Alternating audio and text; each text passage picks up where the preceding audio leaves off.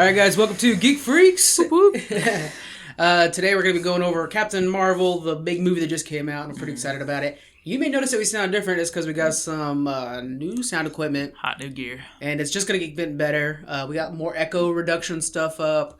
And we're waiting for booms. But Amazon, they like to take forever. So you may hear things like people writing. Or Can you hear that? Yeah, I can. Oh, wow. So that's what I'm saying is it's because it's super sensitive right now. It's a lot better equipment. We got the Zoom H6, if you all know what that means. And stuff like that. So, yay for us. What are you guys watching right now? What are you guys all into watching? Oh, shoot. I can't remember what I've been watching. What a dud. I know. Me and Susie keep watching something on Hulu. Okay. But I can't remember what Is it Superstore? You guys always watch Superstore? No. We watch I all was those. going to bring that up. What are you watching this week? Hulu, I'm watching Superstore. They just had that new episode came out. I'm behind a lot on those, but yeah. Okay, yeah. It was stuck on episode 9 forever, but I think they had a break or whatever, so they just released episode 10. Yeah. So that's always funny. I'm watching Titans on the DC universe still. How you liking that? It's kind of hard to get through, but I'm getting through it because there's a great sign. I know, but there's scenes. Robin's the best in that movie, in that show, and he's what's making me watch it more because of how much violence there is when he fights. Yeah, that's what's really turning me on to keep watching it. Other than that, man, some of the costumes are just like, what the heck? And then poor choices, yeah. Starfighter, I'm still not sold on Starfire. Yeah. Raven is kind of an annoying little teenager, which, okay, cool, you want to find your powers and stuff, but you're just being way too annoying. There's some unnecessary scenes. Are they doing any Trigon stuff, her dad? No. To me, that's, if you're going to do Titans, Deathstroke and Trigon, you got to do both those guys. Yeah, like, they're the most important things. Nothing like that, yeah. That's lame. But some of the fight scenes, though, and Robin is the one that sells it for me. He's like, man, he is just Is he ruthless. Nightwing or is he Robin? He's Robin. But you can tell he's got to be switching because there's one scene where he breaks a car window and the guy's sitting in it and he literally grabs his face and scrapes his face on that window, the bottom of the window part of the glass. Oh my god, it's brutal. But that's the only reason it's keeping me. But it's about to lose me soon. Really? I'm on episode 4 right now and I don't know. I'm trying to push through it. If Titans falls through, will you still pay for DCU? I think so because the comics. Yeah. So I started reading Batman. Okay. Because I'm on an Arkham thing right now because I just downloaded all the Arkham games again. They're so good. I know. But it gives you about like 30-something issues of Batman. Yeah. I think it has the whole beginning of the Rebirth pretty much, and then whatever they're doing now, I don't even know what they're on now. So maybe, but I don't know if it'll last forever. It's hard because like I got Comixology and it just. They really tease you because it's like you get this episode free, that comic free, this comic free, pay for that one, free, pay. Yeah, just enough to get you hooked, and then now you pay for the rest of the series. And what's funny is like I think that's generally that's a good idea because I think we need to go to comic book shops more. Those are the places. There's always been like geek bastions and stuff like that. We need to support them more. But realistically, I'm paying for the service. I don't want to have to pay anymore. It's like when you go on Netflix, you don't want to see the first few episodes of a series and then have to pay for the rest of it. Yeah. You get all of their content for one Netflix. Yeah, for one price. And another thing though, if Comixology is doing that or they want to sell us comic books, then make it discounted because they're digital. Okay, so I'm the one that receives... Because DC Universe is not like that. I receive a lot of emails, and they're constantly having weekend sales. Are they? Comixology. So props to them.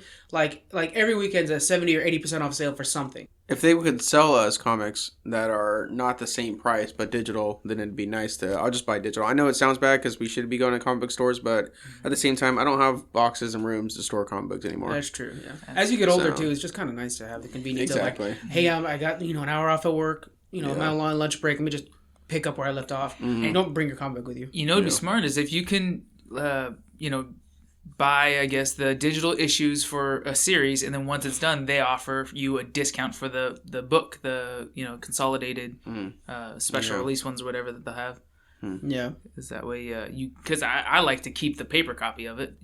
That'd be nice. But you don't want to have boxes and boxes. Yeah. Especially you only want to keep if you like a series, you'll read it all. But if you really like it, you want to keep it. You don't want to have boxes of series that were just okay or interesting enough to read but not keep. Mm-hmm. So the ones you really like, get in paper. Yeah. Yeah, and it's owned by Amazon now, Comixology. So it's kind of like They could easily do that. Yeah, they got the backing. Yeah. They have some of their comics on sale quite a bit, like the first issues of the Rebirth. I was checking out Wonder Woman, and that was only, I don't know, like $9 instead of like the normal $15, $20 or whatever it is for like the first trade. So that's good. That'd be nice if they sell it like that on Comixology. That would be smart. All right, so let's go ahead and get into some nerd news.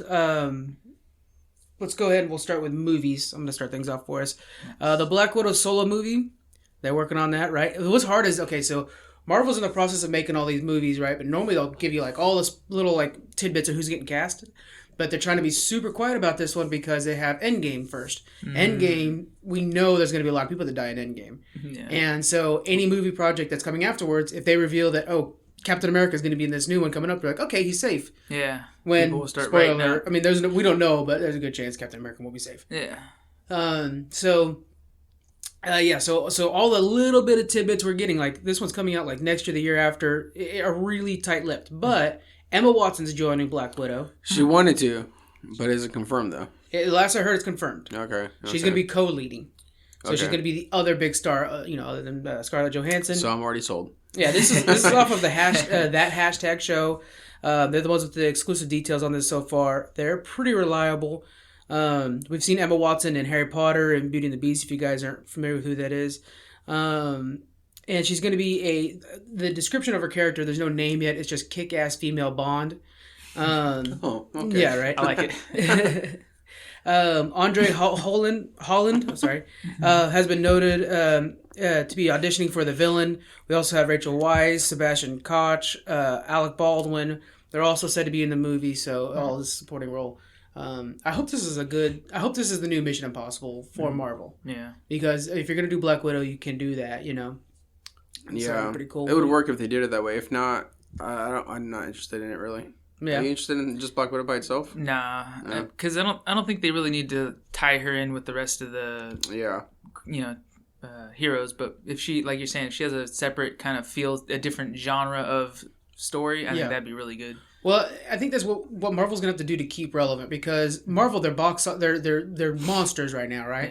Yeah. And like we saw with Captain Marvel, is they're trying to tweak things a little bit. Because if they don't, they'll become stale, and then they're just a meme, and then we don't care anymore. Yeah. It's crazy to think that right now, because Marvel's so huge now, but that won't last forever. Yeah, you got to be ahead of the curve and keep changing the recipe. So if we can get a detective show, a romance, a spy thriller, all that set in the Marvel world, perfect. Mm-hmm. Winter Soldier was a great example. Winter Soldier was not very superhero-y, and is one of the best Marvel movies ever made.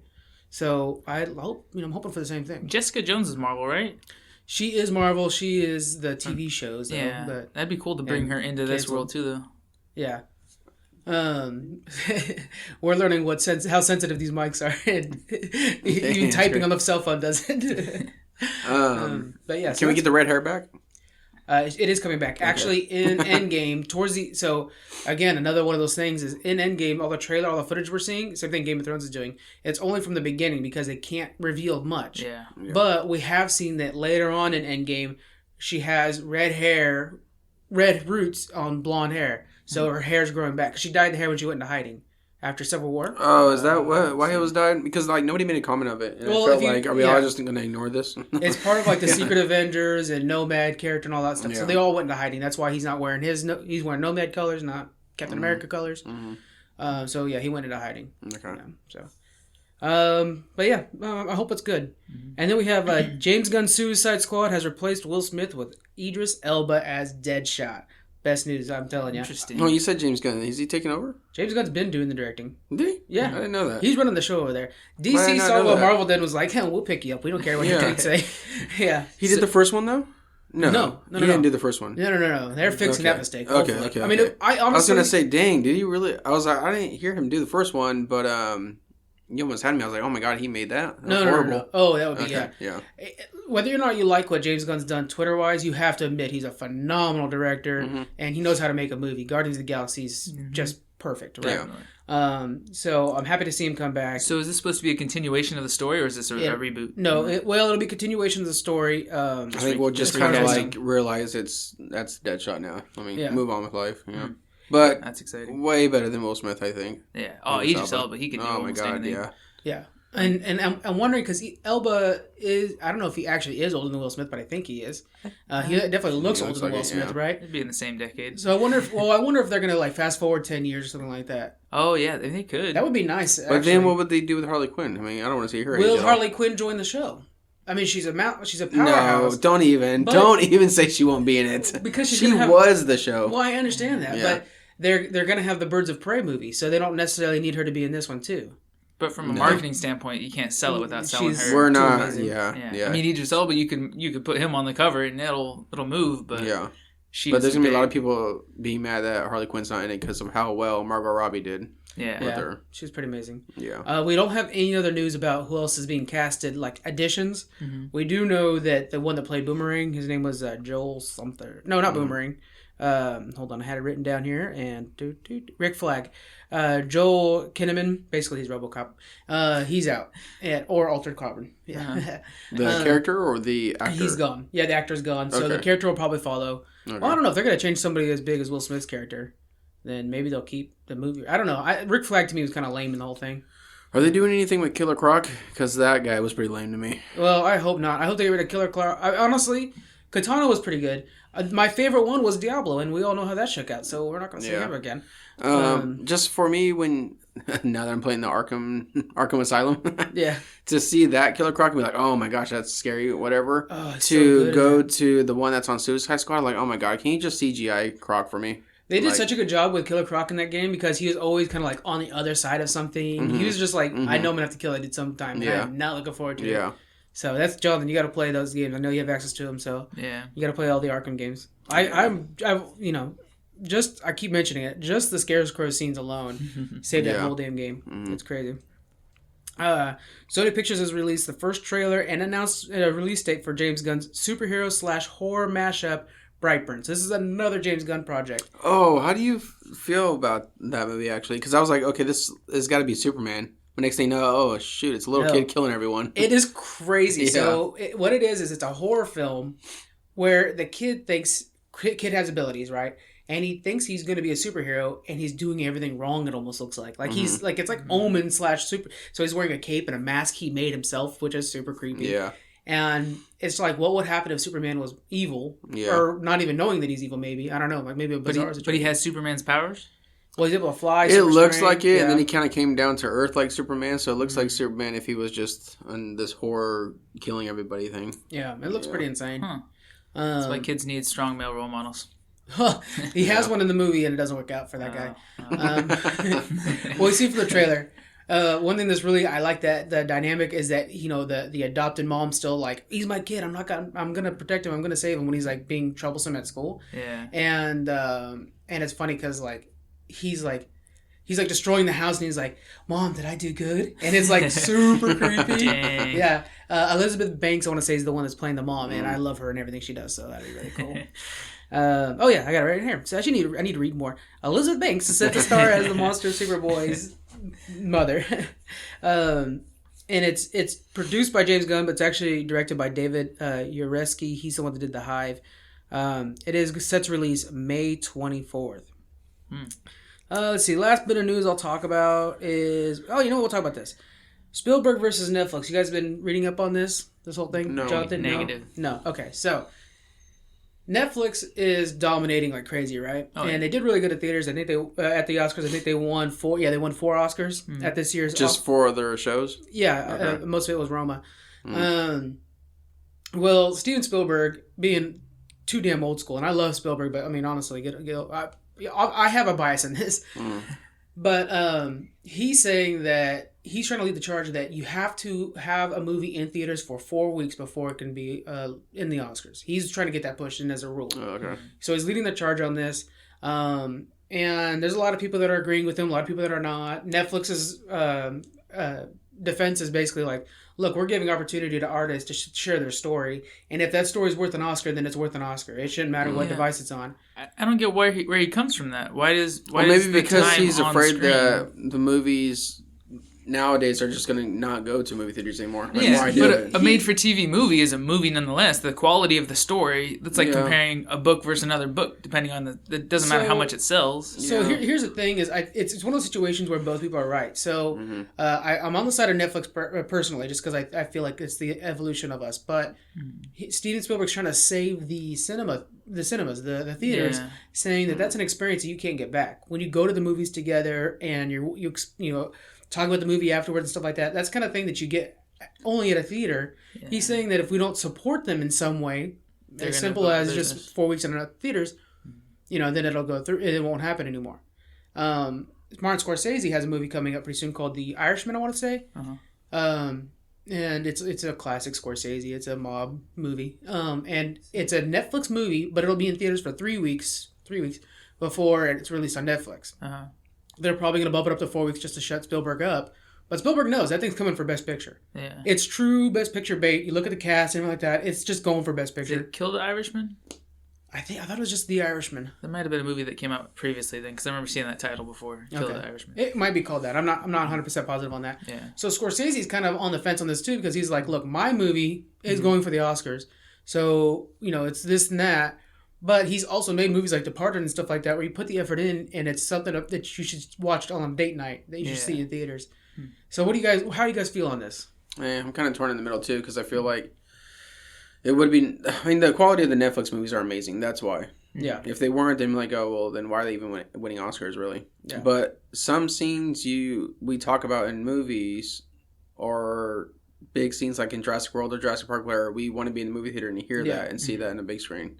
So, I don't know. I mean, you can buy a big TV and have the surround sound, but still, it's an experience. Yeah, it's not the same. So, the only thing that I think, like you said, they're both right, but I agree with Spielberg because, like you're saying, if we don't back the industry, then the movie theaters, it's kind of an all or nothing. Like, the movie theaters will go out of business because they are a struggling industry as it is. They are. And it's so nice to go to the theaters. We don't want to lose that opportunity. Sometimes, we just want to chill on our couch and watch the movie there. Yeah. But if we don't, support movie theaters at least having control of how much, airtime they can get or something like that, then they're going to end up having to go out of business. Now, would that change money for the director themselves or for the movie itself? Because now if it goes straight to digital, nobody's buying anything. We're just buying a service. So instead of like, okay, we're paying all these actors and actresses, but then we look at the revenue on the movie made. That's one thing that's still kind of being shaken out. It's getting better and better about it. That's why Netflix has changed a lot of their business model. They used to just give a show to anybody who came up with a pilot. But now they're kind of changing it to where they have kind of higher standards. They're going for the awards a lot of times. It's one of those things where it'll work itself out. They'll probably end up putting ads before a Netflix movie relatively soon. I have a feeling like in the next 2 years, we'll start seeing like 2 or 3 ads before the movie airs. Like trailers like in a movie theater? Like you would at the theaters, yeah. Just because it's the only way for them to really... Keep steady revenue. Yeah. So my big thing is, I feel like the theaters are already making up for it. Like we have 4 movie theaters within driving distance easily to us. Like I know we're a little privileged. That's kind of the California way too. Yeah. We're a little privileged in that sense. But all 4 movie theaters that are within 10 miles of me have recliners and bars, upgraded theaters. Yeah, they're all really nice. Yeah, less seats, better seats. Yeah, and then we went to a farther away one by Squeak's house. Had full dining. You press a button, they come out and serve you and stuff like that. Yeah, so I think theaters are already going above and beyond to transition to this new lifestyle. It's more than just go see a movie. It's the whole date night experience they're trying to include in one place. I can see that because now if I see a movie theater without recliners or there's just no niche to it, I don't want to go there. I'm so spoiled because that one we went to last night was very nice. And the first thing I said to Sarah was like, why does my chair not go up? Yeah. That's the one downfall, but then it's nice to get served food. But see, that's you're saying you live next to a couple movie theaters. I live right next to 2. Same distance. Well, one's a little closer. Maybe by like 5 minutes, whatever. It's not a big deal. Yeah. But one does the reclining seats and does have a bar, but they don't serve you like the other one does. So it's kind of, which one do you want to go to? Do you want dinner? Then we'll go to that one. Right. It's kind of one of those things where it's like, you're creating an experience. Like we have the Delta Shores one, which is a different experience than the Lodi one, and it's like, well, what do we want to eat at? That one has a nearby restaurant, so I think there's a way to create still theaters as a place to go to, just like you would to go to like a mini golf place, whatever. Yeah. They may not be as common as before, and again, we live in California, which has always been more movie centric. So I think as long as this process of Netflix changing the way that movies are released and everything, as long as it's gradual, the movie industry, the theater industry will have time to adapt and change. Because they already have been. Yeah, we've seen it. As long as it's not a drastic, all of a sudden, oh wait, we're not going to put any movies in theaters, then, as long as it's slow, they can adapt to it. The way to solve this, honestly, is release both of them on Netflix and theater at the exact same time. So here's my... okay, I was say, hold on. Yeah. Okay. A Quiet Place. I'm going to use Quiet Place as a good example. Yeah. That movie is meant for theaters. Because when you're in theaters and it's that quiet in a theater, it's eerie. Mm-hmm. And so you're more suspenseful. I'm sure Us will be the same thing. Yeah. So if I'm the kind of person who's like, oh no, I got to see that in theaters. Or the new Avengers, I got to see that in theaters. I got to see the special effects on the big screen. I got to get that environment. Mm-hmm. I will go to that for that experience. But if it's a movie like, we were just talking about Tag yesterday. If it's a movie like Tag where I think it's just going to be a fun romp and I don't necessarily need to see that in theaters, I'll watch it on Netflix. So that way I have my choice. My parents, though, would want to go see Avengers in their couch. They wouldn't want to go to the theaters. Mm-hmm. I would say for big movies that are going to come out, though, that they want to encourage be seen in theaters, they just do like a premium release fee of $3.99 or something like that on Netflix or something, so that you can watch it at home, but you're going to pay a little bit extra so that I feel like they'll lose money if they do it on both, because you're right. Okay, I could get the experience in a movie theater, but my ass will be like, oh, I could save $25 on tickets and I'll just watch it right here. Yeah. Turn on the soundbar and I have a 65 But for like the next Batman, though, you know what I'm saying? Like for soundbar and a 65-inch, I could just be like, save me $25. You know what I mean? You're like 3 feet away from the monitor, the screen to make it like. Honestly, though, the quality of the movie experience, like you won't appreciate the movie as well if you just watch it at home. I agree. So reviews are going to be lower, and the intake, you're not going to buy as much merchandise if you watch it at home. So if you go to the theaters and you get that full experience and you really love that movie, you'll talk big about it and everybody's excited. They'll go see it. So I think they should keep trying to encourage people to go see movies in theaters. Yeah. Yeah. So it'll be interesting to see how this shakes out. There's a big push on both sides, and I think as we've talked, I think I'm a little more Netflix leaning, and you guys sound like you're a little more theater leaning. Just to keep the theaters alive. The industry. Yeah. I think So it'll be interesting to see. I'm pretty excited about this involvement that we're seeing. And all of evolve. All right, so that's it for movie news. What do you guys got? Who's next? All right, I'll go. Okay, so video game news. EA will have a formal press conference at E3 2019. Will not have one. Oh, not? Oh, shit. That's a big difference. Okay, that changes all my notes. Let me circle not. Well, that changes everything. So the best thing is I won't be disappointed as much this E3. So, because I was about to say, well, I'm just going to have a couple days of disappointment. But now they're not going to be there. Which I'm okay with, because seeing how Anthem is doing, which is backed by E3, I know it's BioWare with Mass Effect. Okay. How much more disappointment are you going to give us? I mean, okay, I meet your Anthem and I raise you an Apex. I mean, they're doing good on that front. You can't front them there.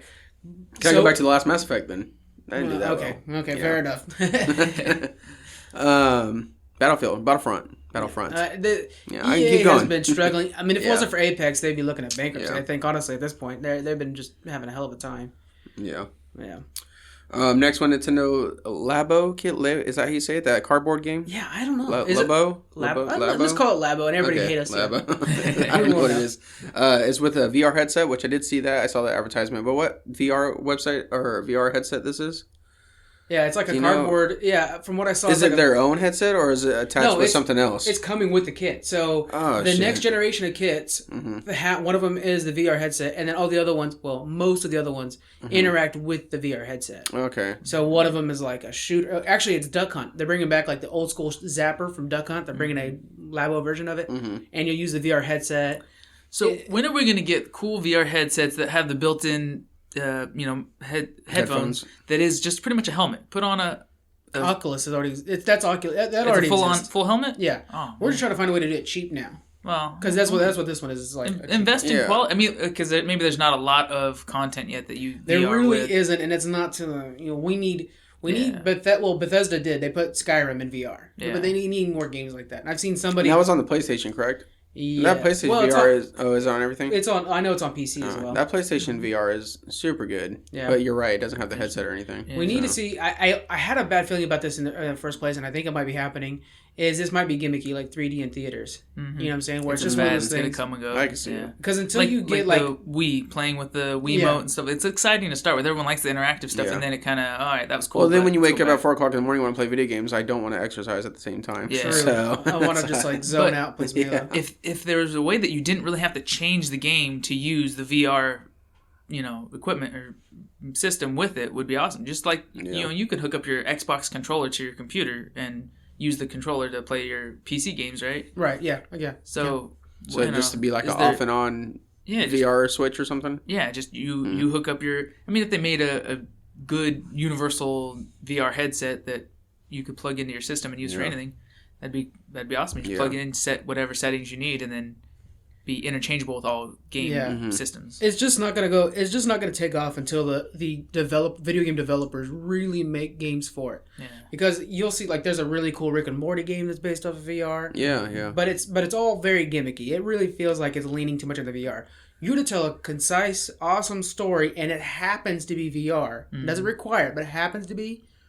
Then you're selling. I think really Skyrim was a good setup, but that's a game that's pre-made for it. So I think we just need.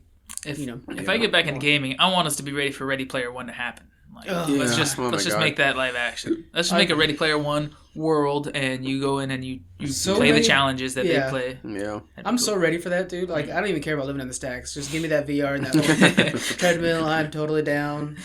Yeah. I already know what car I'm going to pick for the race. I'll just go work for IOI. Like, they got steady income. Yeah, seriously. Right? It's funny that you say that. There is like that shot at the beginning where they explain that like there's these people that graduated and everything like that in the study of what this guy liked. Yeah. Like their whole job is to develop and I'm like, that's crazy. Oh, okay, so the best job in the world, all you got to do is study 80 and 90 pop culture. Like, can I do that, please? Right? I do that now for a podcast. Can I get paid some fat money for it? Like, I'm down. I'm sure they weren't paid great, but they have a house and a job. I don't know. They were wearing some nice clothes. All right, so if you don't want to play with cardboard, there's a new Xbox One X, which I don't understand why it's an S. Or S. Did I say Xbox you One? Said X. X. Okay, that's because I'm playing the X right now. One S. Yeah. Xbox One S, the white one, will have no disc tray anymore. So I don't know if that's will help with performance. No, it's reasons, just to make it cheaper, or I think. Yeah. Is that we're just going for super cheap? So what if I have a DVD I want to watch on it? You're gonna have to buy digital videos now, which actually that brings me to something. I am so mad that the digital release for movies are a lot sooner than the physical release. Well, that's just because we're getting that transition over to digital, right? Yeah. And it was supposed to be kind of an exclusive to get you to watch it on Xbox or something like that. But I think that's kind of becoming the norm. Perfect example is Aquaman was on the 6th, I think. And I know. I want to see that movie. You really should, too. It's really good. And then the hard copy, I want to say, is like the 28th. It's pretty far down. So I'm going to have to wait for that one. Yeah. I like to have physicals of movies. As a collector, yeah. Which is almost what's happening, too. Like, if you really want to watch it, go watch it digital. But if you're a collector, then you wait for the Blu-ray. Mm-hmm. So. Yeah, I don't know why they're not doing the X... or why they're doing the S instead of the X, but I mean, they're just going way cheaper. The loss of the disc tray, I think the reasoning behind it is to lower the funding. Oh, and the X is the 4K one, so you want to watch 4K movies on it. The S is 4K as well. Oh, it is. It is. So I really think the whole point is to get it under $200. Yeah. They're just trying to make it to where, because we all know this is like the last year of Xbox. Yeah. And we saw this with Xbox One. They're putting out the cheap one. They're putting out the Slims. They're putting out everything they can just to kind of finish off this technology. Yeah. They're just getting it out the door. They're not. This is the last ditch. We're at this phase. We've seen it 100 times before, where they come out with multiple colors of the Xbox 360 and all stuff like that. It's because they're done.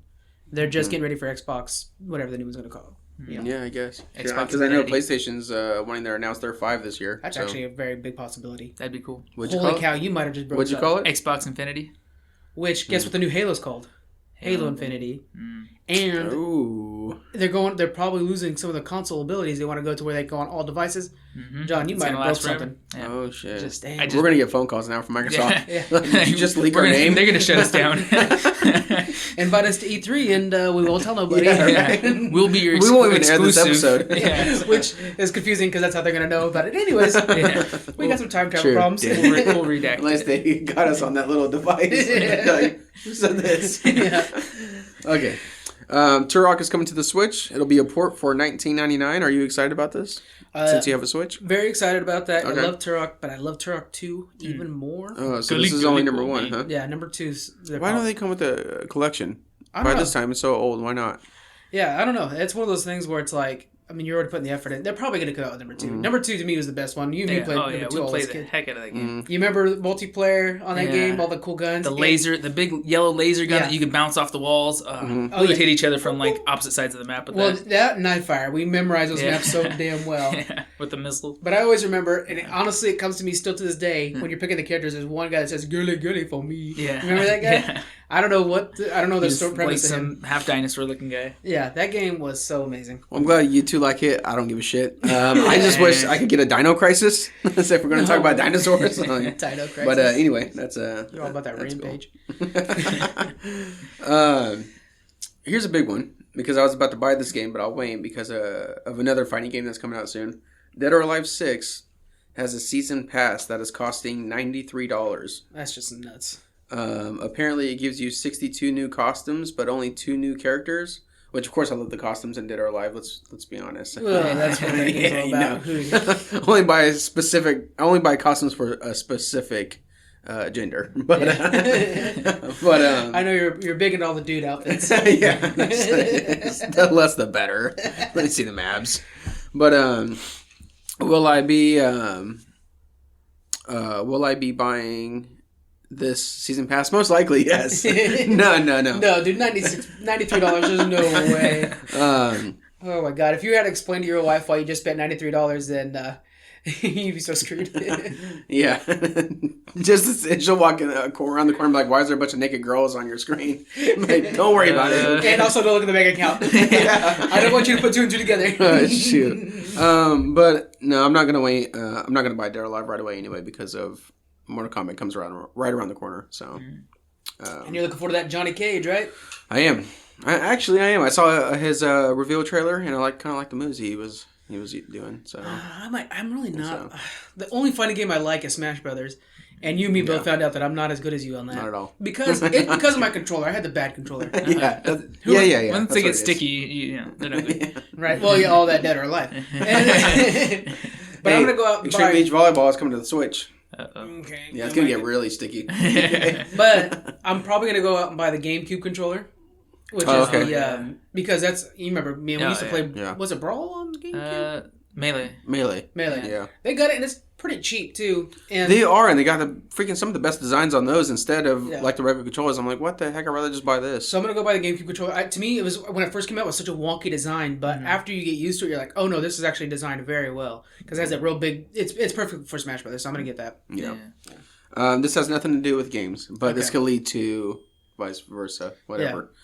Yeah. Have you seen the new Sonic picture? Well, yeah. Okay. Yeah, I guess it is part about games, and it's depressing. But he looks horrible.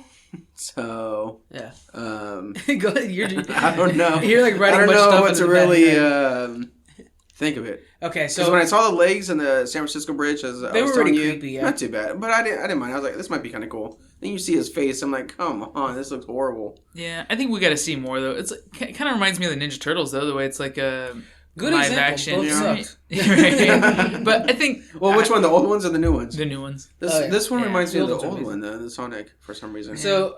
I don't know. The thing that's bugging me the most is the eyes are. You notice his eyes are not connected. I'm doing hand signals. Everybody in podcast can see right now. That's great. So in all the animated stuff, his eyes are connected. They're like actually one unit. Because he has like one big brow. Yeah, that kind of like dips down, but the eyes are actually connected. And then his eyes on this what got leaked are like separated and are small. It's real weird. It's trying to make him more like a hedgehog, but. Less. I know it's more realistic, maybe, but it's just and all the portions are wrong. He doesn't seem like he could be fast. Yeah, I'm just not a fan of him. He sucks. Yeah, we'll see. I mean, we got to see more other characters in the world and stuff to see. Maybe it'll grow on us. Gonna look like a mess. Tails. He's just gonna have little nubs for tails. It's gonna be tiny arms dragging these huge fists. Yeah, that's right. Oh man, it's just I don't know. We'll see how it goes. Yeah, hopefully it turns out good. Hopefully it grows on us, but since I brought that up for movies, John, you have some TV news. Yeah. Classic. It's a good segue. I like that. Kinda, not really. It was movies. Semi-pro. Yeah, Emmy for that one. Because we both watch things. Right. All right. So my first bit's about the new Lord of the Rings series from Netflix. You guys excited about that? I know you've been talking about this multiple times, so I know you're excited about it. I am. I like Lord of the Rings. Yes. I haven't read the books, unfortunately, but... I think I'm very excited. I actually read The Hobbit full. I'm shocked that I did. Yeah, you and me both read it for the movie. Yeah, that's true. Yeah. That's true. There's a lot of people out there that are like, guys, those are short ass books. Like, don't be proud. But hey, 300 pages. Come on now. That's a lifetime of dedication right there. I'm pretty excited to see a now modern. Well, I guess we got that with The Hobbit, but I guess the way more technology comes every day, I'm just more excited to see. Keep on these modern Lord of the Rings movies or shows. Yeah. I'm pretty excited to see that. So we see now that this new series, they tell us what era it's going to take place in. It shows that it was, they call it the Second Age, which is thousands of years before Bilbo Baggins and everybody else we know. Mm-hmm. But it was about a full millennium before the wizards. Yeah, because the wizards, in Lord of the Rings, the wizards have been around forever, right? I mean, they've been, it's one of those things where it's just like, especially Gandalf, he always kind of has that thing where he's just like wandering around. It's like, oh yeah, Gandalf was around during this war and that war. So that's what I was looking forward to. I was hoping we would see Gandalf, 300 years ago. He was in his 20s or 30s, kind of thing. Like he was a middle-aged guy or something, but not old yet. But this is actually going to take place way before he was even around. Yeah. So what's really there? Are we getting orcs and humans only? So there's the... oh God, I wish I could remember the name of the book. There's a book that his son finished up, General Tolkien's son finished up, that has a lot of this, that are some of the best stories ever, and it puts Sauron, it puts so much more depth into Sauron. He's such a better character because of it. Oh, really? Yeah. So I'm hoping that that's the right millennium, or right era. I might be wrong, but I think actually what I'm thinking of is the first war, not the second one. But there's also Shadow of Mordor. Like, if you want to see some good before Lord of the Rings stuff, play Shadow of Mordor, play Shadow of War. So, do you think this story might be what leads up to the forging of the rings? This is before? Yeah, I have a feeling. Okay. Cool. Because those were forged to, like, stop the wars and create peace, right? Right, yeah. To divvy up power. Well, that's what we... Yeah. More or less. Yeah, as far as that's what it was pitched as. Yeah. And we know Shadow of War, Shadow of Mordor is canon to the series, correct? I want to say they are. They're both WB. Because I believe so. So will this lead up to that game? Will they keep that in mind? I'm down with that. Those games are phenomenal. They don't get enough credit. Yeah. That's the problem. I realize what you're saying is it was pitched like that. Maybe the elves in this time frame will be the bad guys, the villains. Maybe they were the ones in control, and they're the ones forging the rings to control who has what power. And will we see the dwarves and the elves why they hate each other in a way? Probably. Maybe I think that's just classic racism. I mean, it's one of those things. Well, no, but I mean, what I'm saying? You're tall, you're short. Okay. Well, that's I think exactly what it was. I think the idea of like you don't look like me, so it's confusing. Mm-hmm. And especially if you think of like Legolas's elves were very to themselves in the forest. They weren't social. Yeah, they weren't social elves at all. Yeah. Which is where we see most of the hatred in between the two. Yeah, this will be interesting. So most of my knowledge, because I never read Silmarillion, there it is. I was waiting for it to come to my head. I never read that. I had a friend that read it and like told me all the stories, and I would like, oh my god, it's amazing, but I'm not gonna read it. But if you're going off of the video games, The Forging of the Rings is a phenomenal story and stuff like that. And I would, to this day, still heartbroken about the decision that happens at the end of number 2, Shadow of War. Did you end up finishing Shadow of War? No, because I put in so much work to capture one army. And then I got to the next world, our next level, and I'm like, I have to do this all over again. Well, then you're going... Well, I think I'm doing too much. I realize I don't need to capture every single person. I do the same thing, though. I make sure I, like, own that bitch and lock it down. Yeah. But I think that first one's hard because it's a lot of prep, and it's a lot of, like, introducing you to some characters and stuff like that. It's a lot of that. After that, it goes a lot faster. There's some side missions you can do that I suggest you do, because when it comes to those games, I'm a completist. Completionist. But that game, man, I really enjoyed the story. And the fort battles are amazing for sure. Oh yeah, oh my gosh! Good. So I do just need to get into it, and John, you got to get into those, man. Yeah, I played them on. Well, the first one I played on PC and Xbox. The second one I played just on PC. It was real good. There's a lot of games I need to play. I just don't have much gaming time. Why don't you quit your job? That's a good idea. I've been thinking about that. Just live on your wife's income. Yeah. There you go. Susan, you're going to be pulling some double time. Gotta get a full-time job. Woman, we're putting you to work so I can stay home and play video games. Yeah. She'll understand. It's for a good cause. Yeah. What's next? All right. So also with the Lord of the Rings, just to reiterate, it's been budgeted billion. Isn't that crazy? $1 billion budget for a TV series. So there's movies there. I mean, not even. I can't even think of a movie that is budgeted $1 billion. Yeah. The original 3 were definitely not even that much. So then, is this going to be a lot of maybe overseas work instead of CGI stuff? Well, it'll. Or I hope they put a lot into CGI though. Really. Oh, for sure. I want to see some orcs in the nowadays technology. Well, I don't think will they even have orcs back in that time period? What are they going to have then? Yeah, there's got to be. There's probably orcs. Because orcs we may actually see the foundation of orcs. I thought orcs were created after Bilbo's time period. No, they were created before then. They were created during. Yeah, they were. I know there's different races of the orcs, but well, and they were like tortured elves and stuff like that. We might see that process kick in. Oh, okay. So this may be a prequel to a lot of stuff. Yeah. That'd be cool. That's another thing too. Lord of the Rings is everything's done in like 1,000 years this, 1,000 years that. So it's kind of hard, you know. You just don't know like which 1,000 years am I talking about? So that all looks good. But moving on.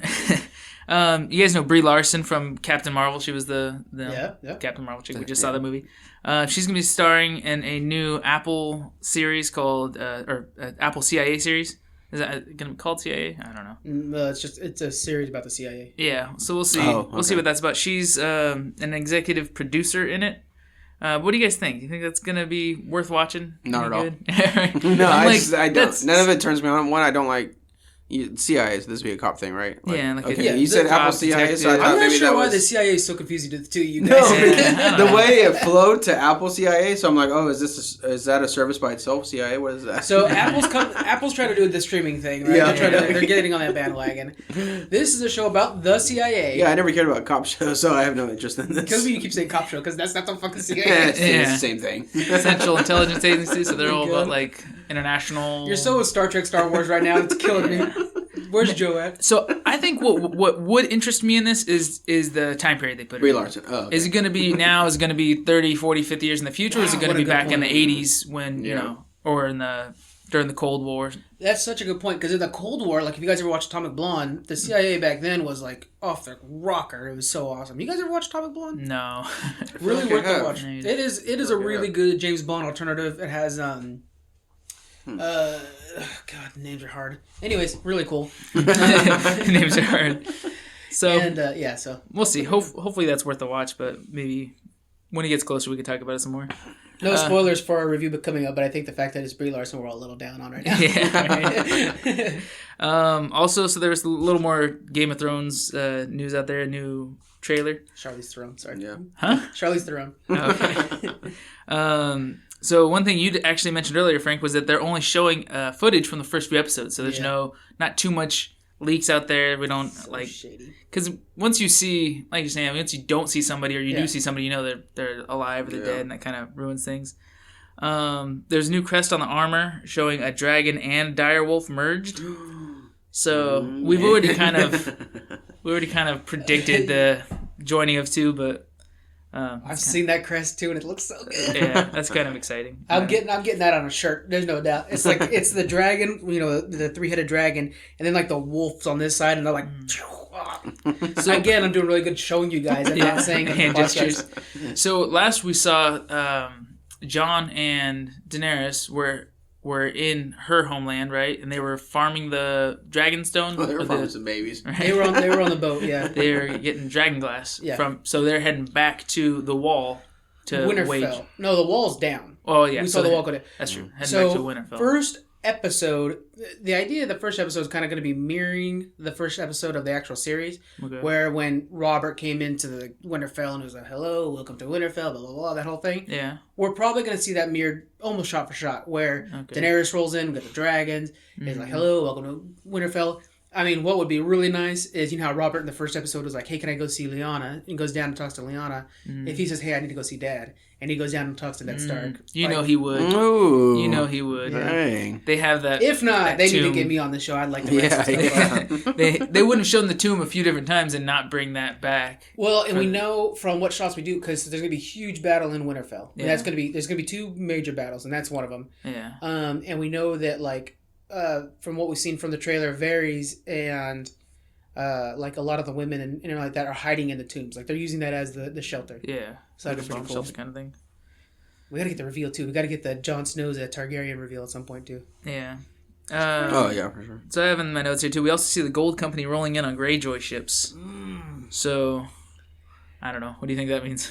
That means everything. Gold company. So if you guys don't know, that's like, where's the dragons at? Yeah. I mean, it doesn't. I don't know. That sounds exciting, but okay. So because we still have his uncle, right? Alive. Yeah. Okay, so he's still trying to plot his stuff and whatnot. He's the one in Heavy. I remember you. No, that's Victorian. That's who they should have put in. This is the one that's okay. This one is technically more badass, but I've always been a Victorian fan. Yeah. Victorian. He wears full, like in the books, he wears full armor, and everybody thinks it's nuts because he actually sails with full armor on, which means if you get in the water, you're done. Yeah, you fall off the ship, you're gonna sink. And what he does is he gets a ship next to the ship and just jumps on and just murders everybody with a sword because everybody else is not wearing armor because they're at the sea. And he's awesome. And then later on, he ends up getting grayscale.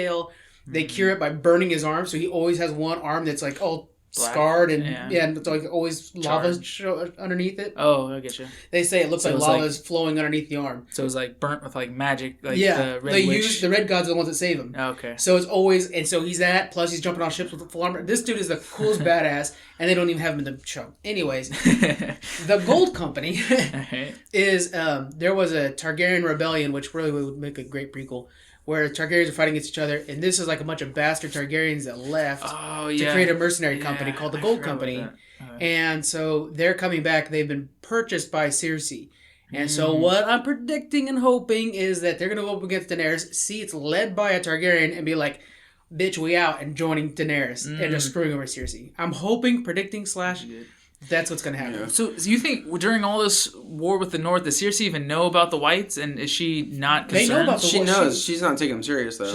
She thinks that let them all die and then we'll kill whoever survives. Yeah. That's ridiculous. But it's like, you're not going to be able to kill them. It's a plague. They grow as they kill, and they're coming south. I don't think she realized how serious they are. We know that there's 2 big battles in this series, this season coming up. First one's Winterfell. Next one's Castle Rock. Okay. Or not Castle Rock, the Red Keep. King's Landing. Oh, okay. King's Landing, yeah. King's Landing. So it's going to happen. Interesting. So I'm excited about that. So you were saying before you wanted to do a couple episodes before the season starts too, right? So we'll do one where we predict what's going to happen. We'll do one where we review everything. A recap, yeah. Yeah. Oh, hey, here's FedEx with the probably cords I need. Thanks, nice. FedEx. Yeah, I want to rewatch the last season and kind of get back into what's going on because I know it's been a while. I know this is becoming a big Game of Thrones talk, but who I'm looking forward to and who is now my favorite story-wise is Arya. That's all I care about right now. She's awesome. We saw her in the trailer that she's in. I just want more. I just want more of her. Yeah. My gosh. It was so cool is Jon Snow's coming back, which is her big brother that she loves. Yeah. And in the original, rough draft, she was actually going to be getting married to Jon Snow. So, their relationship has always been really tight because that's how it was designed to be. I'm just excited to see them together. That'd be great. All right. Yeah, so I think that's all I got for now. Okay, so we'll go into the next segment, guys. We're going to be talking about Captain Marvel. All right, so let's try to be as spoilery-free as we can. Oh, yes. Right. Okay. Yes. All right. So we'll go quickly with the synopsis. So you got like 2 minutes to tell us the story with as least amount of spoilers as possible. Okay, can anybody do that? Anybody think they can handle that? I don't think I can. It's hard to do. No, I think I can. Wide arc. You think but you it'll can? only take 10 seconds. 10 seconds. Yes. Right. Okay. Tell us 10 Here you seconds go. review. Captain America's sidekick. That's it. Dang, that was less than 10 seconds. You beat your time. Yes. New top score. So it starts more or less. We see a young girl trying to learn how to master her skills, right? Yeah. Training, studying. Learn her past at the same time. But she forgot her memory. Yeah, she doesn't remember who she was. You could use the 6 stuff that's in the years trailer. prior. So yeah, there's that. Yeah. Then she's sent on a mission, right? And then she winds up on Earth. Yeah, basically. She ends up on Earth. Works with Samuel Jackson. Yeah. Nick Fury. Yeah. I want to talk about that. I want to talk about him actually. Early in this his movie. career with them, I guess. And they're she's trying to uncover her past of where she came from. Yeah. And what? And the scrolls. And the she scrolls. knows the scrolls are there on Earth. Yeah, the shapeshifters. Yeah. I'm so happy they're in the MCU. So, I'm going to stop. For the scrolls. Yeah. Were they always like this? Because I thought when I read stuff, they were bad. Okay, okay, hold on. What's I know this might be a little spoiler. Well, no. This is a Marvel thing. Okay. Skrulls and Krees have always been great to us. It's a war that we really don't want anything to do with. Both sides are bad. Both sides are good. Like the Kree are good, but you have to have the accusers, which is Ronan, the Destroyer, stuff like that. And then the Skrulls are a plague to a lot of things. You know, they've been bad. So there's always good and bad to both of them. Okay. It's a war that we don't want anything to do with, and yet we're right in the middle of it. Okay. So that's what it is. That's throwing me off. So pretty much, she's there trying to find where the Skrulls are and more about her past because she's still completely lost. And she finds her, right? Go ahead. No spoilers. I know. Yeah, she figures out why she was on Earth, where she came from, who her family was, and stuff like that. She starts to remember her past, and she figures out how complicated things are. Yeah, why the Skrulls are there, and that's kind of how that's pretty much as far as you can go. Yeah, because you don't want to tell any twists. So, yeah. So she finds out that it's a lot more complicated than she's been told. She learns where she got her power, how to control her power, and how to use her power, what she wants to do it from here on. It's a new take on an origin story, basically. Yeah. What we're getting. Yeah. It takes place in the 90s. If you didn't know that, they will scream it at you 100 fucking times. Yeah. To a point where, I mean, I love 90s stuff, but there's a point where I'm like, okay, yeah, we get it. Gotcha. How many blockbusters do we need to see? Yeah. How many times you got to reference blockbusters? It's ridiculous. Yeah. Did they have money to be what do you call it, investing in advertisement? Is that what it was? That's what it is. Yeah, the last blockbusters, it's up in like Washington or whatever, is like, guys, this is our chance. We can come back. Yeah. Let's do this. Gosh. All right. So, what did you guys think of the cast? This is going to be our biggest gripe. What do you guys think about the cast? We'll save Captain Marvel for last because I think that's going to be our biggest section.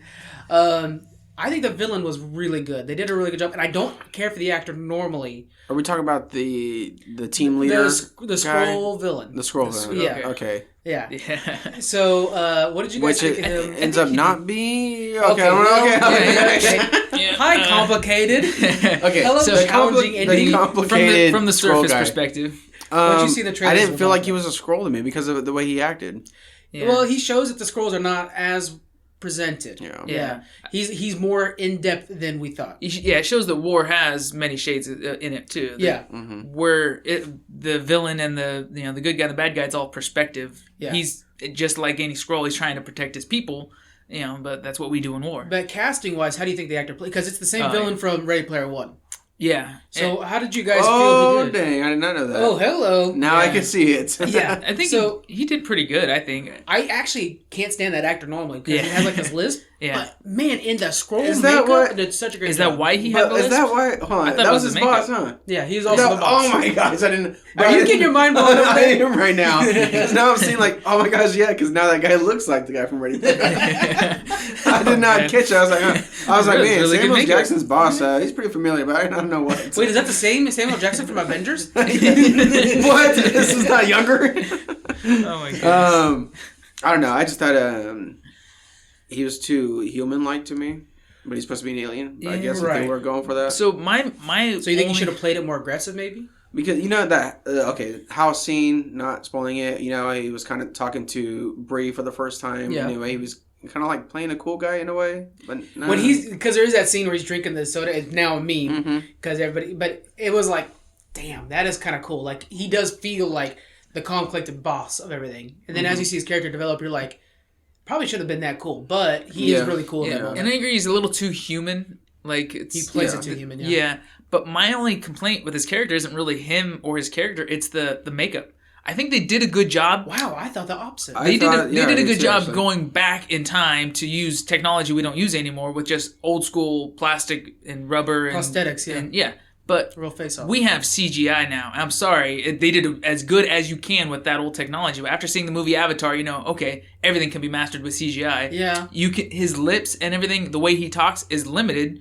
As much as he might move his jaw, it can't open all the way, can't close all the way because he's got a prosthetic on. But your complaint is a huge plus to a lot of people. So like when the new Star Wars, when the new Star Wars was coming out, everybody's excited because they were using less CGI for the prosthetics. I love CGI. This one, it costs a lot. What's funny is like, okay, so the guy they called the science guy, he was CGI. Yeah. The eyes and stuff like that was so a lot of the a lot of the Skrull they did use CGI for. They used CGI for the transition, which I thought was really well done. Yeah. When they've shifted, I thought that was cool. Mm-hmm.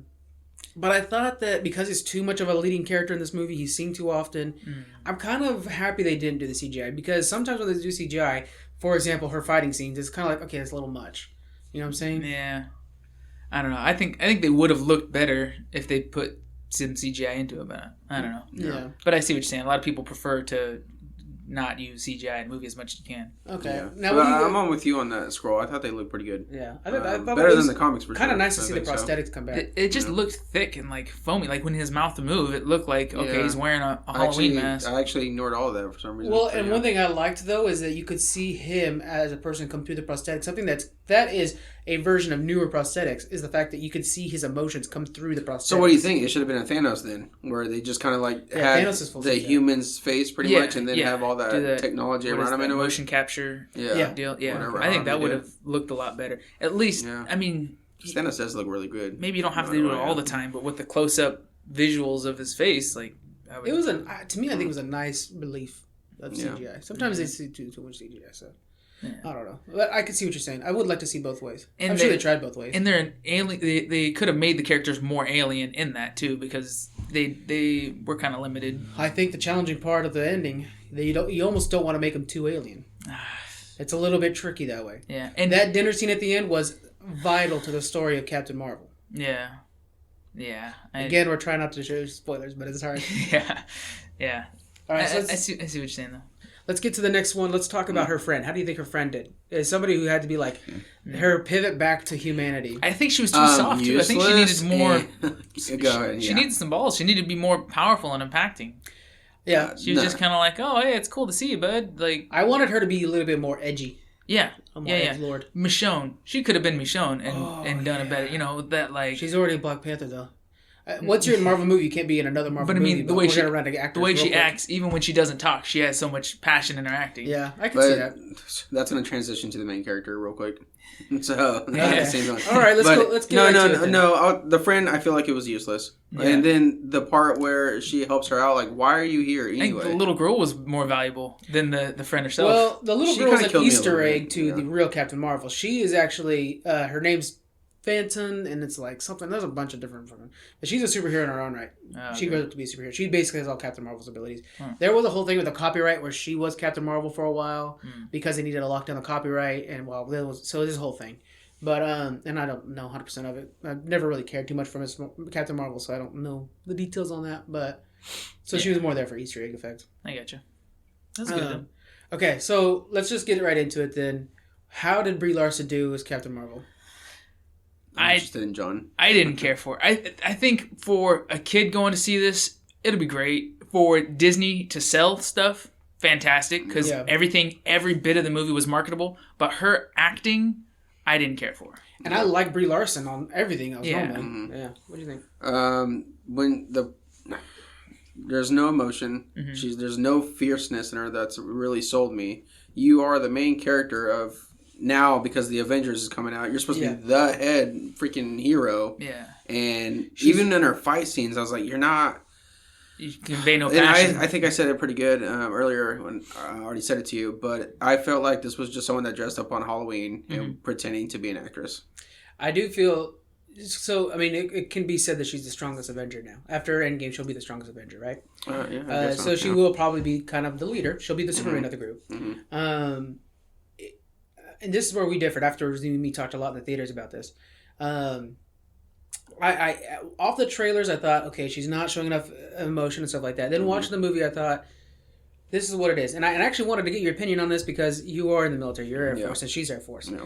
I think that she's serious when she's fighting, when she's leading her squad, when she's actually being, part of her Kree Army unit, whatever. When she's in the Air Force, she's solid. But when she's with her friend, when she's hanging out with Fury, when she's kind of on her own, she's less serious. And when she first gets to Earth, she's serious because she's on a mission. She's not necessarily... But once she kind of loosens up a little bit, which, I think she does loosen up a little bit. I think it's a military... military bearing. The whole time. She's living most of the time in a military life, whether it's Kree or Earth, whether she's Air Force or it's the Kree Special Forces. She's always military. Yeah. So the few times that she shows some relaxingness to her is like when she's with her friend. So that's how important her friend was. It was the moment where she could relax for a second. Yeah. And it's one of my favorite parts of this movie was her relationship with Fury. It makes Endgame so much better. The end of Infinity War so much better when you see how important that friendship was. This is now we see that this is Fury's call to action. This was Fury's everything. I'm not going to give too much spoilers to the, Yeah. But this was Captain Marvel was so important to Fury that's why he had that pager on him at all times and ready to go. Yeah. But okay, I get you're wanting to say the military bearing, but at the same time, when you're like, okay, it's just how it was directed, and I know I brought this up to you. But I know you're trying to remember your past, but I feel like when she landed on Earth, she was kind of already belonged there. Yeah, pieces were coming to her quick. Yeah. And then her fighting scenes, okay, yeah, whatever military bearing you want to keep, but when you're fighting someone, her fierce face or whatever you want to say, it just was phony to me. Yeah. It's just the expressions that she, and I get what you're saying. But for the first half, I think she did a good job at playing the confused girl that didn't understand her past and stuff, but she didn't make a good switch over to being, okay, now I know who I am, I got power, I'm here to save the world. And her funny scenes are awkward. Her crying scenes, like, okay, I'm going to try really hard to force a tear out of my eye right now. It felt like, I don't know. I think she's it's just so bland. I think... Ooh, sorry. Everybody heard that. I think she's playing the... If you think of Captain Marvel from, like, Civil War II, from the comic books, stuff like that, I think she's nailing that, which is crazy because... But I feel like she was more angry in Civil War II. Like, she was on a mission in Civil War II. Now, okay, exactly. Okay. Now, think of Brie Larson acting in those roles. Think of Brie Larson in the moments where she's, like, on the attack against those... whatever.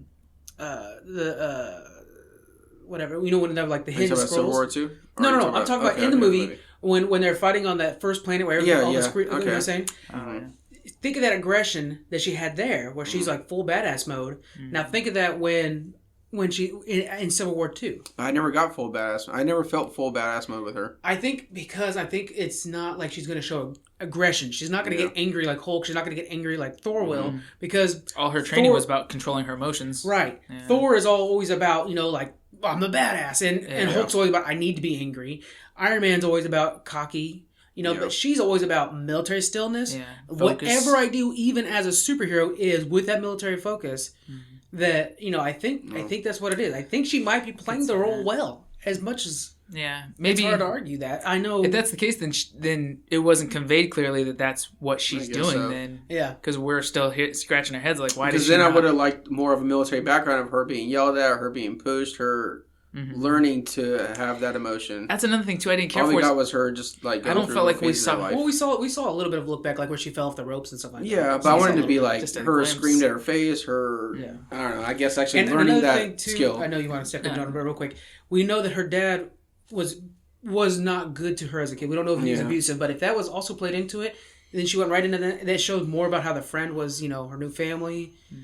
I really think it makes the moments where she was relaxed so much more impactful.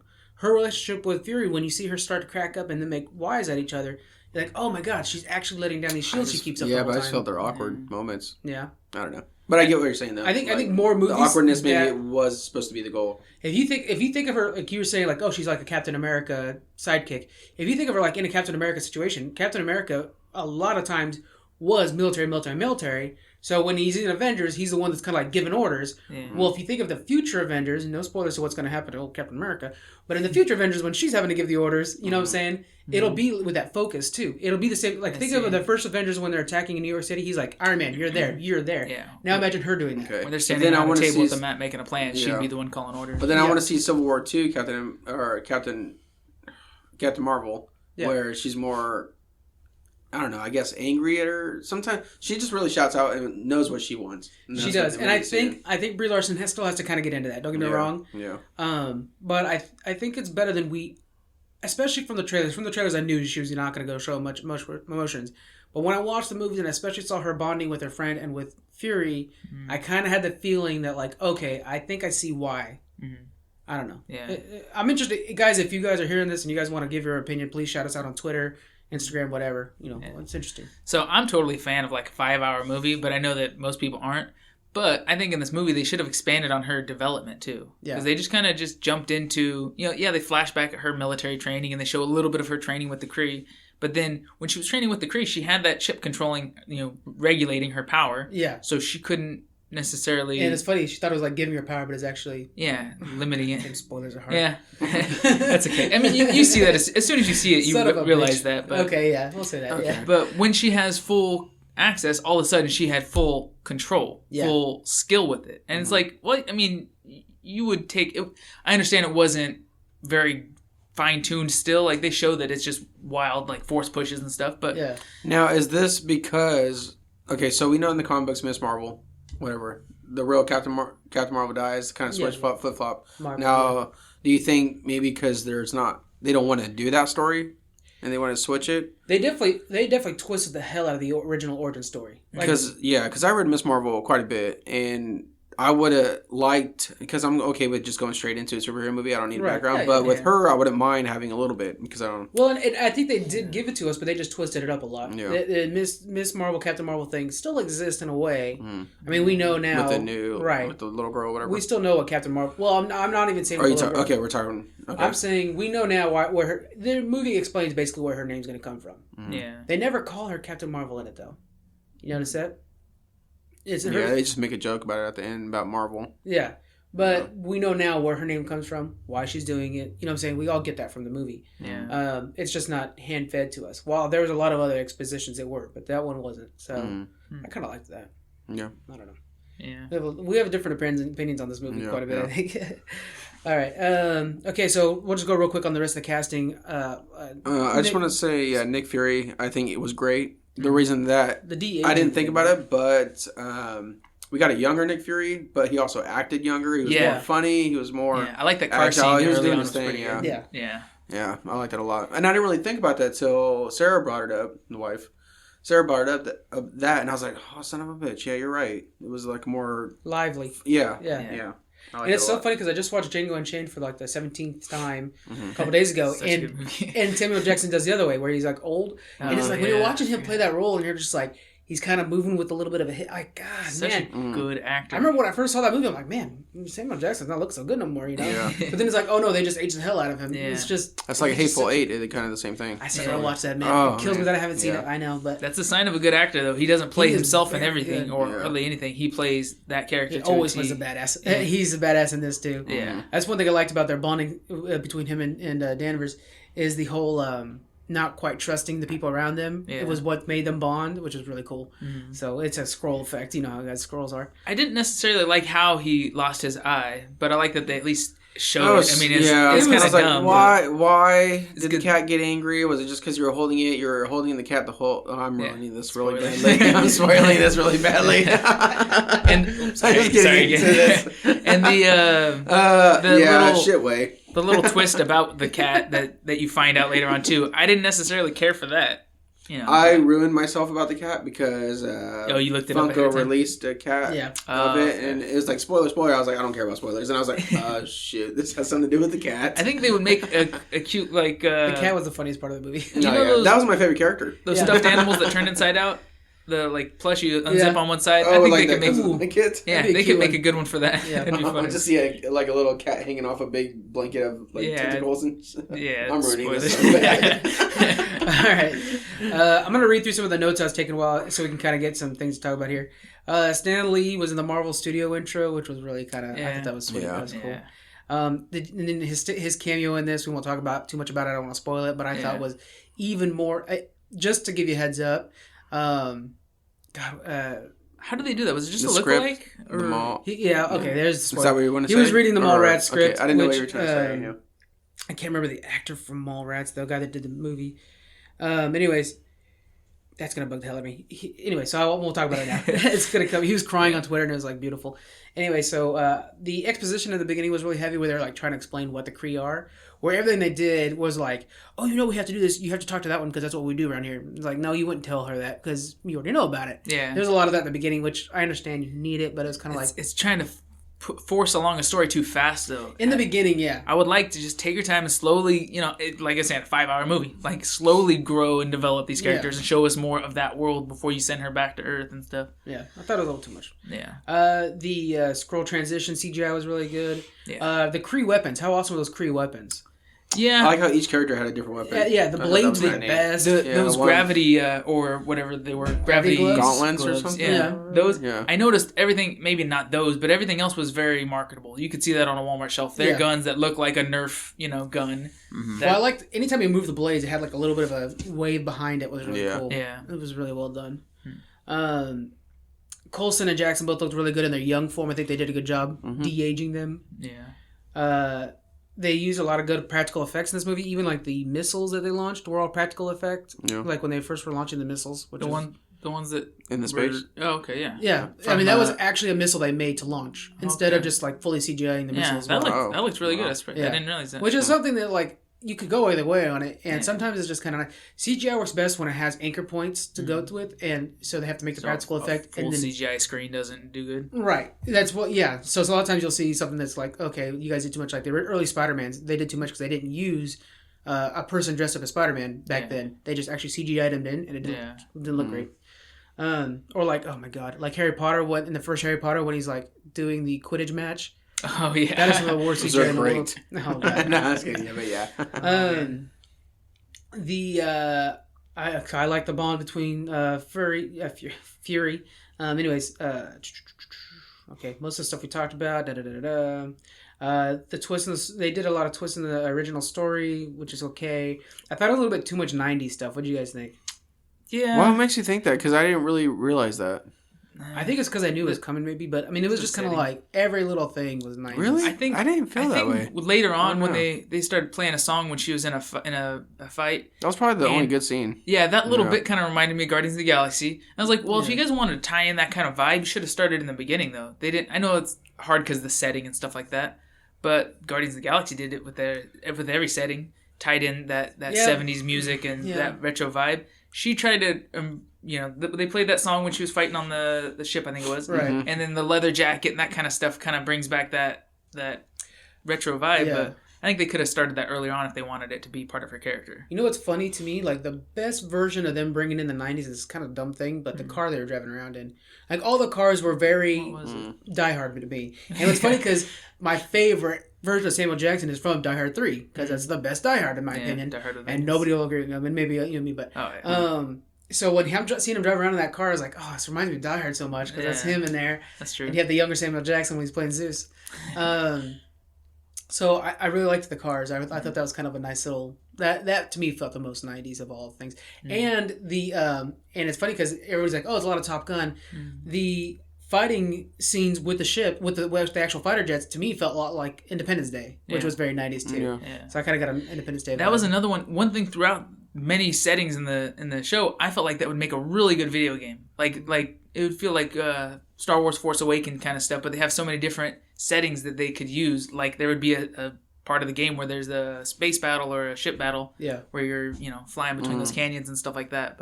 And just all the different kinds of weapons they had would be really good in like an Xbox game. Yeah. So I think they know what they're doing when they plan all this out. Disney knows what sells and what makes more marketable products and stuff like that. But what did you guys think of the fight scenes? I think they're overall pretty good. I liked them. My problem with them, especially the final one when she's like full like Avatar mode. Yeah. I didn't care for the fact that it was like. I like that. You and me. Whatever you're saying is right. You notice how she's got the glowing eyes and all of a sudden she has all her abilities. Yeah. It's Avatar mode. Yeah. Which I'm waiting for my pops to come in. Anyways, it's a little too zoomed in on her to where it's like it just looks like her like turning around and she's got all the abilities around her. That's true. And then it's either that or it's a super far away version where she's like you just see like a rocket. Yeah. It's not. It's just like I think Thor does it best because she has a lot of Thor-looking abilities where they're like, or Iron Man too. Yeah. Where we get a little bit, just like if you were to scoot back like 5 more feet so we can get a little bit more of what it looks like for her to be in space. Yeah. Not so close to her actually up to her. I don't know. It just felt like it could be backed up a little bit. I did feel some of the scenes fell short. Like that last scene where they played the music, I was like, oh, this is going to be a good scene. But I was like, it was good, but I wanted a little more, maybe last a little longer or something. Yeah. Maybe a little bit more cool. The Ronin scene could have been a lot longer. Cool, yeah. It actually felt very out of place. Yeah.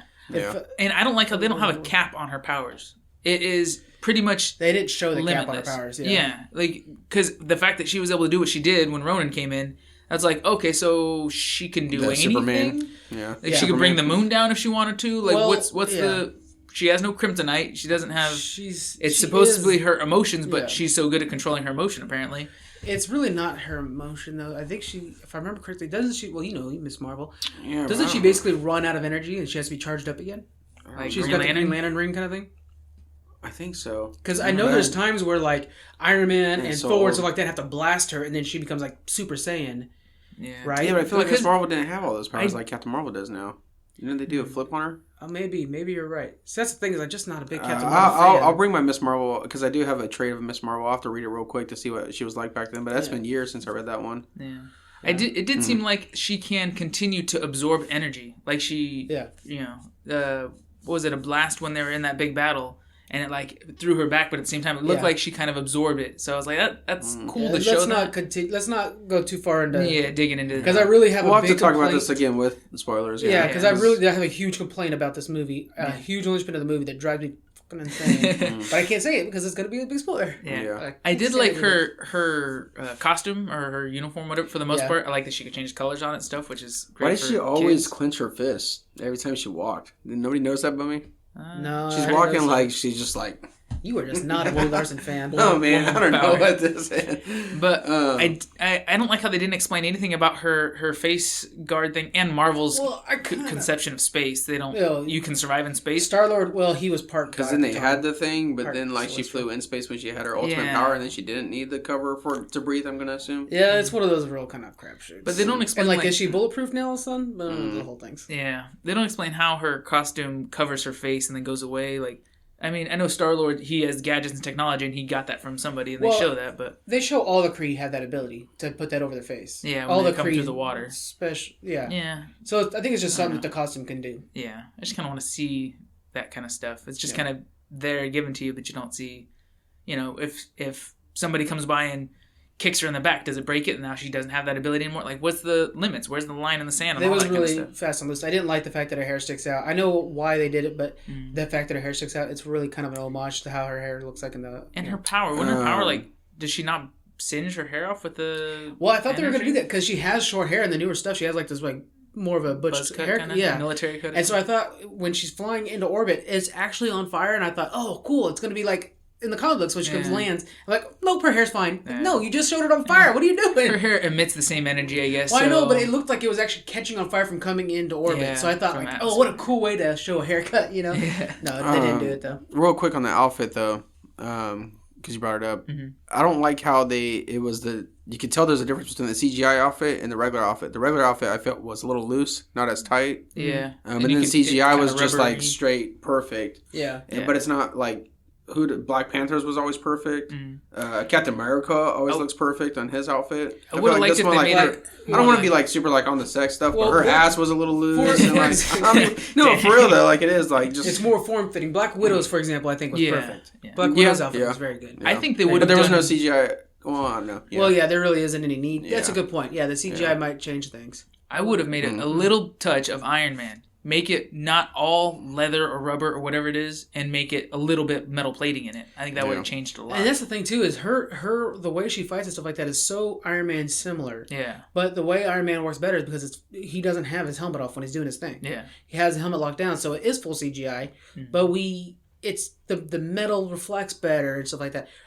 Her fight scenes, the CGI in them were better than I anticipated. Yeah. Because I think first trailers we saw it without the finished product. Mm-hmm. It was better. The way the magic flows through her, energy flows through her, I thought was done very well. Yeah, they did. So there's a lot of positives, but I think it's a good first step. I think I'm looking forward more to the second Captain Marvel than I am to this one. Yeah. Her, I don't want to give any spoilers. It's so hard. I think it's hard because, we know that Marvel's trying to do their own Wonder Woman. So I was always thinking Wonder Woman the whole time. And it's not, you're not going to touch Wonder Woman. Yeah. The villain kind of sucks in Wonder Woman, but everything else about that movie was wonderful. And what's funny is the villain in this movie, I think, was its strongest point. I really liked the villain in this movie. Yeah. I really liked the villain, and I really liked the relationships. I feel like there were so many different villains that I wasn't really focused on the main one. Yeah, there's a lot of twists and turns. Yeah, but if you know the Captain Marvel story, you should know who all these villains are. Then, you should have walked in knowing everyone. I don't know Captain Marvel. I know Miss Marvel. Okay, which is years ago. A little different. What did you guys think about the settings? Good. I liked the final scene. They kind of did the desert thing, which again reminded me so much of when Will Smith crashes the ship out in the desert in Independence Day. Oh wow! I kept thinking that. I kept thinking that the whole time. Ship out in the desert. I was just like, and then even when her friend's wearing that suit, I'm like, that's Will Smith's fight suit. That's funny when he's dragging the alien. Yeah. So I thought the sets were really good. They did a nice job. I think they just showed the Kree technology really well when they're on the ship and stuff. Yeah. I thought they did good. I'm looking forward to Shield and Sword. I like the Shield office or whatever it was that was all the filing cabinet warehouse or whatever. They did a pretty good job doing the scenes in that. It felt like a modern 90s. Like it was the 90s, but they were the top notch in the 90s. Yeah. And we've already replaced that quickly, but still. Like now those are server rooms. Exactly. Yeah. I think when we have like a spoiler one, for sure we can talk about it. I'll read my Miss Marvel ones and kind of compare what's so different between Miss Marvel and Captain Marvel now. Yeah, so, that's a good idea. Yeah.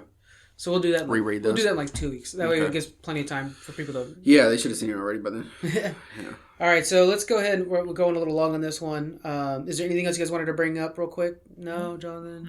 No. Okay. So you know what? Captain Marvel is starting to be interesting to me though. I'll bring that up. Like maybe I'll pick her up. Maybe when Ultimate Alliance 3 comes out, maybe she'll be on my team. I'd like to see, like you brought up, Jonathan. I want to see more weaknesses out of her. Yeah, just a controlling factor that limits her power. Like you can't have an unlimited power. If you but then what do you think about Superman then? He's got kryptonite. He is a very stern, direct, clear power. Right. They brought kryptonite in so much later in Superman's storyline actually. Yeah. And it's solely for the fact that he needed a weakness. And if you were to pick right now who's the more interesting superhero, Superman or Batman, which one would you pick? Batman. And you? Yeah. Batman. Yeah. Batman's more interesting. Why? Because a bullet in the right place in his chin would take him out. He's riddled with weaknesses. Yeah. He's all, so him fighting the weaknesses. The best Batman is like when he's getting up fighting Bane and then he gets the backbreaker. Yeah. You know what I'm saying? Like that's the best. So we need to see more weaknesses for her to be interesting. Yeah. Every other character has weaknesses. Let's see hers. Yeah. A little more. I think they are going to lean on the emotions thing. What do you think? Okay, I was going to say, what do you think Squeaks could be her cap? What could be her weakness? I would just agree with you on emotions. Yeah. Because how she is on Civil War, where she wants to predict what will happen, but it doesn't happen, but she's letting that affect her. Yeah. But being that she's a woman and a strong female lead and all that stuff, do you think that would be a good idea for Disney to say that, okay, she's a woman, she's a big, powerful character, but they'll have to lean her problem is her emotions. She's too emotional. But then they'll have to once a month, she can't control her powers, kind of thing. Like that's, people are going to be saying that. I was waiting for it. No, but I think they'll have to lean it on to the military bearing where she's so strict. It's like, hey, you need maybe a little emotion in your decisions. You need to calm down or something like that. I would like to dig into the science of how she got her power. I know we don't want to reveal too much about it, but it's the reason I'm so pissed off. But go ahead. Yeah, but dig into that science and find a limiting factor within that, and then prove that. Not metachlorians, but something that let's get way more metachlorians in this. She has the Force. They're all in the same universe, right? True. They're all in Disney. Different galaxies. Yeah. This one's not as apparently far away. One's from a long time ago. All right, so let's go ahead and let's give it some ratings. Squeaks, we'll go with you first. 65. Out of 100. Out of 100. Okay. Yeah. In the future, we'll break down. We'll have like one for casting, one for. But for now, let's just go. Okay, 65. Yeah. I'm a lot higher than 65 though. So like 78. I was thinking 79 last night when I watched it. I think I'm 76 right now. 76. All right. Yeah.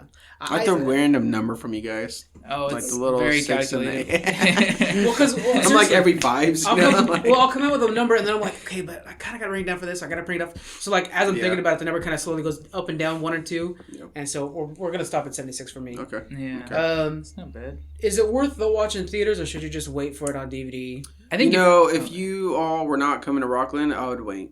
Really? Yeah. But since I was like, I'll enjoy the company, I'll watch this movie. Okay. Because I really was not planning on watching this movie. I think it's worth just waiting for Blu-ray. Okay. Or to me, it's all about if you're going with a family or not. If you have kids or even teens or whatever, you want take them. Go see it with them because they'll really appreciate seeing it in theaters, I think. Yeah. But as an adult that just likes comic books, I think you can wait and see it on DVD. Yeah. Because I think Sarah was even shocked that I was like, nah, I don't really care to see this one. Yeah. I can wait. Yeah. And is there any other Marvel movies that are that way for you? That are like, I could have waited on this one? It's funny because as much as Doctor Strange is my favorite, like Doctor Strange has become my favorite. That might have been one that would have been fine on DVD. You know what? I could have waited on that one, but I'm really glad I didn't because that ended up being one of my favorites for sure. He's now one of my. And I have to expand on him more. I watched Endgame again recently, and I'm just like, he's the one giving Thanos some troubles. Like, he's the one that's fighting Thanos. It'd be cool if they did like a series of. I know they couldn't afford to put him in a series, but a series before all this happened, where he's just in the city using his powers, trying to keep. They easily could. They're getting Loki to do a series. Can we switch this to? Are we talking all Marvel with Fox or just Marvel? No, we'll just talk with. Just stick with Marvel. Yeah, we'll just stick with like the MCU. Yeah, I'll say I can skip on some X-Men, but I think because now as the years go on and I'm getting more superhero fatigue, now I'm starting to feel this way. So I would have to think back on like, which ones I could have missed. You kind of want to see movies that are a little bit more new, try something different. Guardians of the Galaxy was a perfect example of like, okay, they're trying something different. I want to see that. Yeah. But if they were to come out with another Iron Man, I might not need to see that. Yeah. I would, though. I've liked all the Iron Man so far. Yeah. A lot of people like 3. I got 3 of them. That's why I agree with you on that. So I think the Thor Ragnarok, even though so many people love it, I totally could have just not watched I am so with you. I didn't see that movie. I bought it on 4K, and I was like, wow, I can't believe I spent money on 4K. Yeah. Because I loved the original Thor, and I don't like how they changed it for this. See, and I'm the other way around. I like the original Thor, but I like this newer version of it because it's more Asgard. And as a kid, when I liked Thor, I liked the gods. I liked the Asgard part. Yeah. I didn't care about him 3, being on I felt like it wasn't Asgard. It was like, okay, Asgard is going to fall, but we're going to switch to this story with the Hulk and stuck on a planet. Then we'll go back to this villain, which is the one that's destroying your world, and then, okay, at the end, it's gone. Yeah. It's like, I wish we would have got more of her, and then messing around with jerking off Hulk at that planet. Yeah. Like, I hated that. I'd want to go back to the original Thor story, like number 1, and get more of that feel. Yeah. But still, between the 3 of us, our collective average was 72.3%. Look at you with the averages. It's real. What a mathematician, man. Dang. Figured I'd add 3 numbers. 73, you said? 72.3. 72. That's higher than X. Well, no. Okay. That's higher than mine, but it's not like crazy. You're the one that brought ours down, really, is what happened. 72. Give it a 55. And I think we're all in agreement. Blu-ray-ish? It's Blu-ray? Yeah. Okay. Yeah. All right, guys. So that's going to be it for us today. Hope you guys enjoyed the show and the new recording equipment. Super fancy around here. Hopefully this came out good. We'll find out if you guys even listen to this episode, because it might not. Anyways. All right. We'll see you guys next week. Bye. Bye.